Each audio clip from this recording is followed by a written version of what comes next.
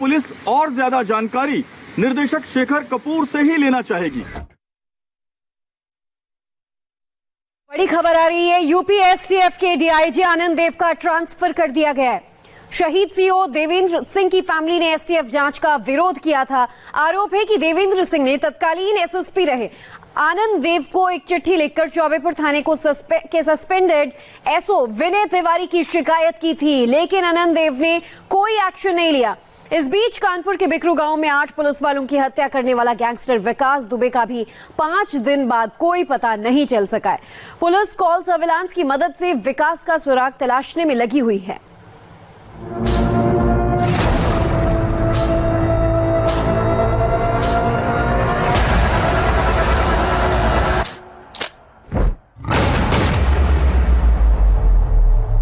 History sheeter विकास दुबे के search operation में minute to minute surveillance हो रही है। देश के 4 सूबों में ऑपरेशन गैंगस्टर नॉन स्टॉप अंजाम दिया जा रहा है। विकास दुबे को 40 थानों की पुलिस ढूंढ रही है।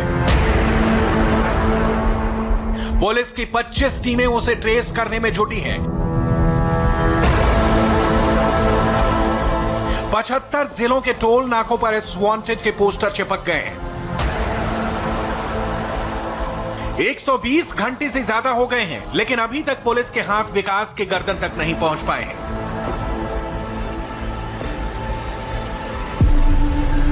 गैंगस्टर विकास दुबे के सीक्रेट ठिकानों के सर्च ऑपरेशन में पुलिस इलेक्ट्रॉनिक सर्विलांस का सहारा ले रही है, जिसके लिए सुराग की सबसे अहम कड़ी है विकास दुबे की कॉल डिटेल्स और उसकी मोबाइल लोकेशन। इलेक्ट्रॉनिक सर्विलांस पर सिर्फ विकास दुबे ही नहीं, उसके वो तमाम गुर्गे भी हैं, जिसके जरिए पुलिस के हाथ विकास के गिरेबान तक पहुंचने वाले हैं। यूपी पुलिस का सर्च ऑपरेशन कहां तक पहुंचा, इसकी एक एक डिटेल संवाददाता रुचि कुमार और विशाल प्रताप सिंह जुटा रहे हैं। रुचि कानपुर के बिकरू गांव में विकास दुबे के बारे में तहकीकात कर रही हैं, तो विशाल पुलिस के हर एक्शन पर नजर रखे हुए हैं। यूपी पुलिस की 40 टीमों के अलावा यूपी एसटीएफ दिन रात जानने की कोशिश कर रही है, लेकिन अभी भी पुलिस को इस मामले में सफलता हाथ नहीं लगी है।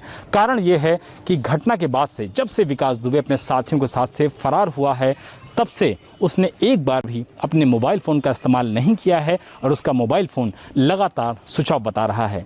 इस मामले में एसटीएफ के सूत्र ने इंडिया टीवी को खासतौर पर बताया कि विकास ने फरार होने के बाद से अपने किसी भी एसोसिएट से फोन के जरिए संपर्क नहीं किया है। यही नहीं, वो अपने किसी भी पारिवारिक सदस्य से भी फोन के जरिए संपर्क में नहीं आया है। यही वजह है कि अभी तक इलेक्ट्रॉनिक सर्विलांस के जरिए पुलिस विकास की लोकेशन को हासिल नहीं कर पाई है। विकास को ना तो जमीन खा सकती है और ना ही आसमान निगल सकता है, लेकिन जमीन और आसमान को अपने अदृश्य कनेक्शन से जोड़ने वाली हाईटेक टेक्नोलॉजी विकास के गुप्त ठिकाने का पता जरूर बता सकती है। इंडिया टीवी की इन्वेस्टिगेशन में पता चला है कि 200 से भी ज्यादा मोबाइल फोन फिलहाल विकास तक पहुंचने के लिए सर्विलांस पर रखे गए हैं, जिनमें से 200 मोबाइल फोन सिर्फ पुलिस वालों के सर्विलांस पर हैं। विकास के कॉल डिटेल से उसके और खबरी खाकी के साठ गांठ का पता चल सका था। कॉल डिटेल से मिले इनपुट पर पुलिस ने जब अपनी तफ्तीश को आगे बढ़ाया तो 200 पुलिस वाले ही शक के दायरे में आ गए। इसलिए अब सभी पुलिस वालों का मोबाइल फोन सर्विलांस पर है। जिन 200 पुलिस वालों के मोबाइल फोन सर्विलांस पर हैं, इनमें ज्यादातर पुलिस वाले कानपुर के चौबेपुर, बिल्हौर, ककवर और शिवराजपुर थाने के हैं। इन सभी के कॉल डिटेल रिकॉर्ड खंगाले जा रहे हैं। अब तक की इन्वेस्टिगेशन में यह बात शीशे की तरह साफ हो गई है कि विकास के इन्फॉर्मर खाकी वाले भी थे।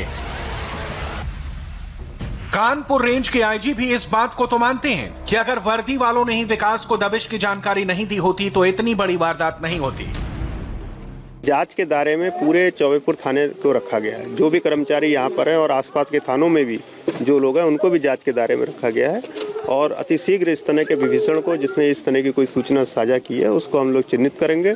चिन्हित करने के बाद उनको मर्डर का मुलजिम बनाते हुए जेल भेजेंगे और विभाग से बर्खास्त भी करेंगे। पुलिस को कॉल डिटेल से पता चला कि चौबेपुर थाने के सस्पेंड किए गए एसओ विनय तिवारी, दारोगा कुंवरपाल, कृष्ण कुमार शर्मा और सिपाही राजीव की रोज विकास से दिन में कई बार बात होती थी।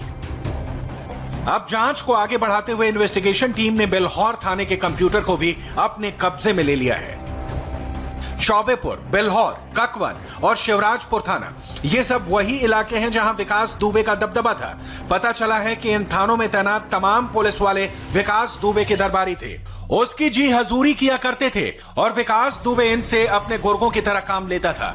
यही वजह है कि अब शक के दायरे में आए पुलिस वालों के ऊपर सस्पेंशन से लेकर तबादले की गाज गिरी है। भी वहाँ के पुलिसकर्मियों को वहाँ से हटा दिया गया है। कुछ भी पुलिसकर्मियों के विरुद्ध निलंबन की भी कार्रवाई की गई है और विवेचना के दौरान अगर कोई भी दोषी पाया जाता है तो उसके विरुद्ध अवश्य ही कार्रवाई विधिक रूप से की जाएगी। एसटीएफ के लोग लगातार चौबेपुर थाने में तैनात पुलिस वालों से पूछताछ कर रहे हैं। पूछताछ में कई हैरान करने वाली बातें पता चल रही हैं। अब तक की जांच में एसटीएफ को पता चला है कि 2 जुलाई की रात दबिश के करीब 7.5 घंटे पहले से लेकर 40 मिनट पहले तक विकास और उसके पुलिसिया मुखबिरों की फोन पर बात हुई है। कॉल डिटेल्स खंगालने पर जो खुलासा हुआ है उसके मुताबिक हल्का इंचार्ज दारोगा कृष्ण कुमार शर्मा की 2 जुलाई की शाम करीब 5:30 बजे विकास दुबे से फोन पर बातचीत हुई है। वहीं दबिश से करीब 40 मिनट पहले रात के 12:11 पर सिपाही राजीव की विकास दुबे से फोन पर बात हुई है। ये बातचीत कुछ ही मिनटों की है, लेकिन 2 बार बातचीत के बाद दबिश और दबिश के दौरान जैसे पुलिस पर हमला हुआ, इससे साफ हो गया कि विकास को इसकी जानकारी पहले से ही दी गई थी। दारोगा कृष्ण कुमार शर्मा और सिपाही राजीव दोनों को सस्पेंड किया जा चुका है। चौबेपुर थाने के सस्पेंड दारोगा कृष्ण कुमार शर्मा ने इंटरोगेशन में जो बात बताई है वो हैरान करने वाली है। निलंबित दारोगा ने बताया है कि विकास दुबे ने हत्याकांड से एक दिन पहले 2 जुलाई शाम 4 बजे चौबेपुर थाने में फोन करके धमकी दी थी। कहा था थानेदार को समझा लो, अगर बात बढ़ी पुलिस गांव में घुसी तो लाशें बिछा दी जाएंगी। सस्पेंड दारोगा कृष्ण कुमार शर्मा ने बताया कि उसने इसकी जानकारी एसएचओ विनय तिवारी को दी थी और बेकरू गांव की बीट से हटाकर दूसरी बीट देने को कहा था। दारोगा ने पूछताछ में बताया कि वो सहम गया था। चौबेपुर के पुलिस थाने में विकास दुबे की कितनी दहशत थी, इसका अंदाजा इसी बात से लगाया जा सकता है कि धमकी के खौफ से दारोगा कृष्णपाल शर्मा 2 जुलाई की रात पुलिस टीम के साथ दबिश डालने नहीं गए। चौबेपुर थाने के सस्पेंड किए गए दूसरे दारोगा कुंवरपाल और सिपाही राजीव भी विकास की धमकी के डर से रेड करने वाली पुलिस टीम के साथ नहीं गए थे। कॉल डिटेल्स के सामने आने के बाद लगातार हो रहे इन खुलासों से वर्दी वाले भी शक के घेरे में हैं। शिवली का डॉन कहे जाने वाले विकास दुबे के इस मामले में एसटीएफ ने अपनी पड़ताल शुरू की तो ये पता लगा कि विकास दुबे की मदद करने वाला कोई और नहीं बल्कि खाकी के मुलाजिम ही हैं। जिसके बाद यूपी एसटीएफ ने न सिर्फ चौबेपुर के एसओ विनय तिवारी के ऊपर एक्शन लिया बल्कि 200 पुलिसकर्मी भी एसटीएफ के सीधे रडार पे हैं, जो दरअसल विकास दुबे से हर रोज बातें किया करते थे। ये पैसे तो लेते थे उत्तर प्रदेश पुलिस से, लेकिन नौकरी करते थे विकास दुबे जैसे बड़े हिस्ट्री शीटर की। और यही बात यूपी पुलिस के लिए सबसे ज्यादा शर्मसार करने वाली है। पुलिस की पहली प्राथमिकता विकास की गिरफ्तारी है, जिसके लिए 4 राज्यों की सर्विलांस मशीनरी सुपर एक्टिव है।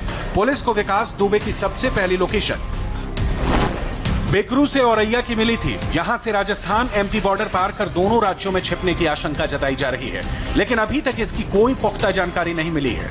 बॉर्डर पार कर नेपाल जाने के कयास भी लगाए जा रहे हैं। ऐसे में लखीमपुर खीरी समेत बॉर्डर पर पोस्ट लगाकर पुलिस को अलर्ट कर दिया गया है। सोमवार को बिजनौर में भी होने का शक जताया गया। कहा यह भी जा रहा है कि दिल्ली एनसीआर में भी छिपा हो सकता है विकास दुबे और यहीं से सरेंडर का प्लान बना रहा है। इस संभावना को देखते हुए यूपी पुलिस की 2 टीमें दिल्ली में तैनात कर दी गई हैं और दिल्ली पुलिस को भी अलर्ट कर दिया गया है।